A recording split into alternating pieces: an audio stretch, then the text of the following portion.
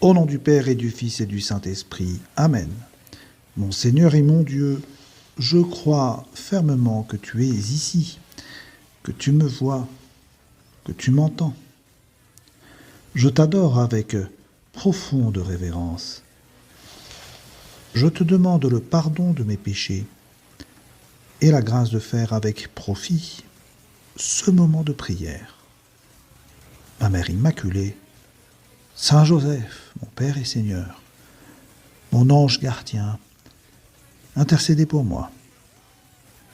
Le 11 février 1858, il y a donc 165 ans précisément, une jeune fille de 14 ans, du nom de Bernadette Soubirous, eut la vision d'une très belle dame vêtue de blanc, une ceinture bleue à la taille, lui apparaissant dans ce qui deviendra la grotte de Lourdes. Écoutons quelques extraits de ce merveilleux Ave Maria de Lourdes.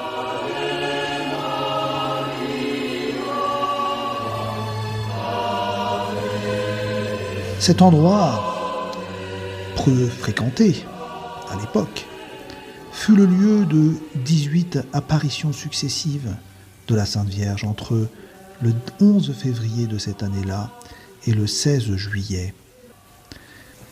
Ce ne fut que le 25 mars, à la 15e apparition, que cette dame, si belle, si bonne, si maternelle, lui dévoila son nom. « Je suis l'Immaculée Conception », lui dit-elle en patois béarnais.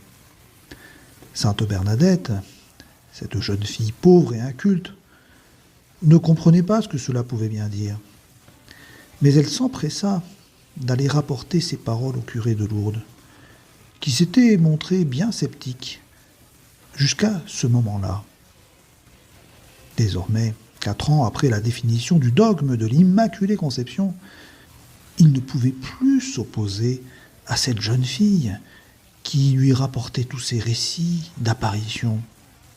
Alors, désormais, la merveilleuse histoire de Lourdes allait devenir un phénomène universel, une apparition majeure de la Sainte Vierge dans le monde et dans l'histoire de l'Église.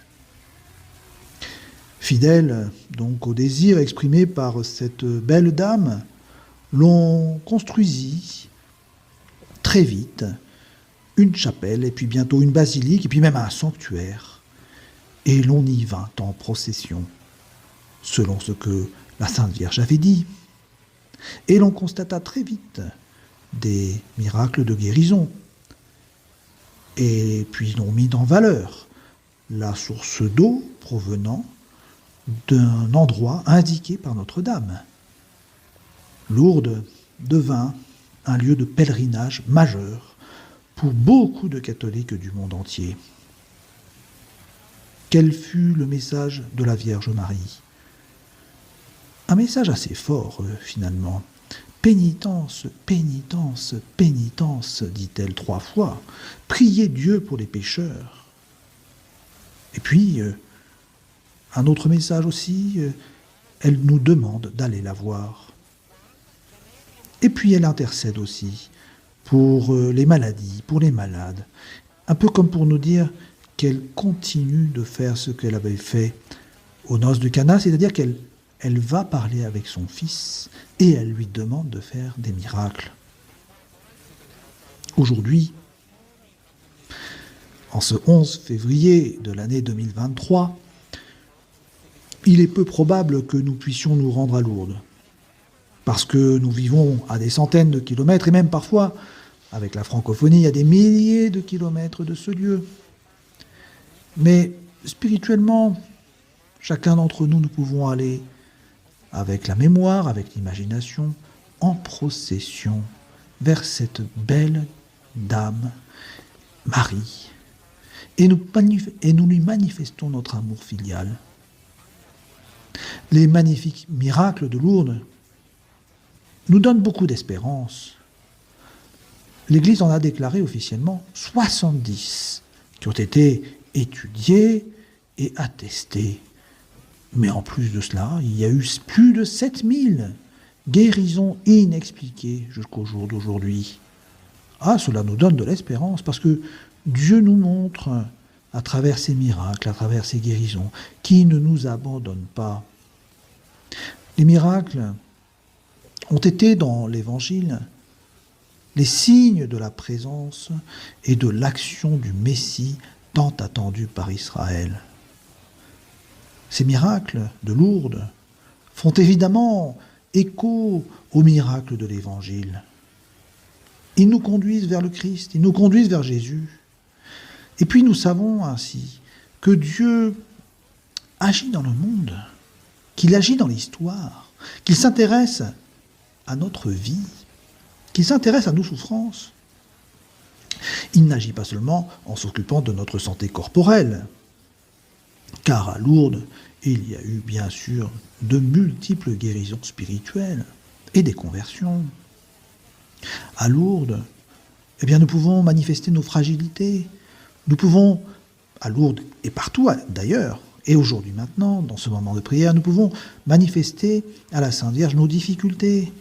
Merci Vierge Marie d'être active et présente partout dans le monde grâce à vos apparitions, qui, sans être innombrables, sont cependant tout à fait significatives.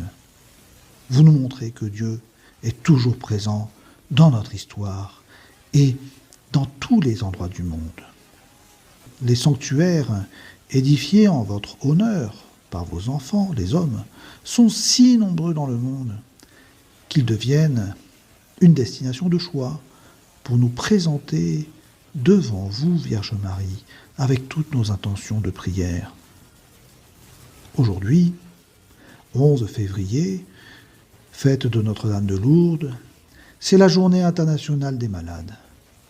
Ce fut le pape Saint Jean-Paul II qui l'institua,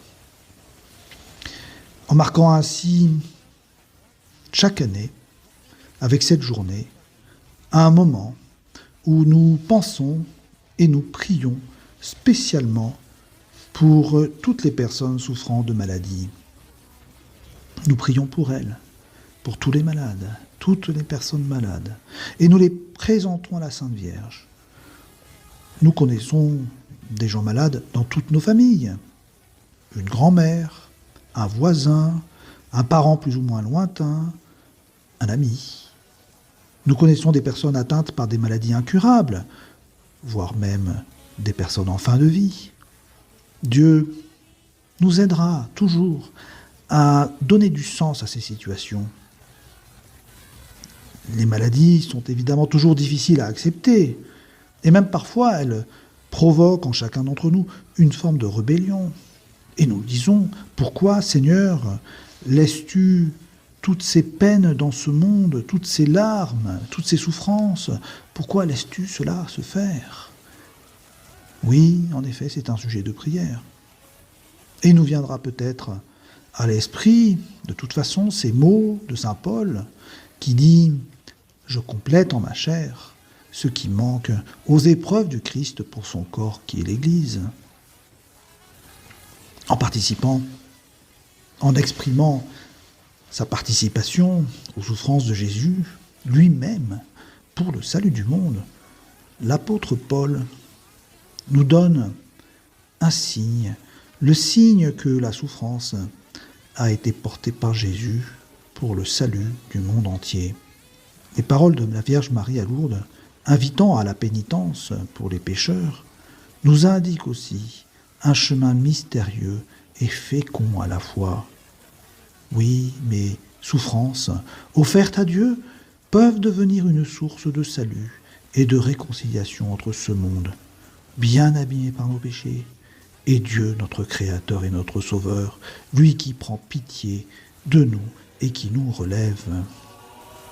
Alors, avec Marie, nous marchons aujourd'hui renforcés par notre foi et notre espérance, et nous lui confions toutes les personnes malades dans ce monde entier. Je te remercie, mon Dieu, des bonnes résolutions, des actes d'amour et des inspirations que tu m'as communiquées dans cette méditation. Je te demande de m'aider à les mettre en pratique. Ma Mère Immaculée, Saint Joseph, mon Père et Seigneur, mon ange gardien, intercédez pour moi.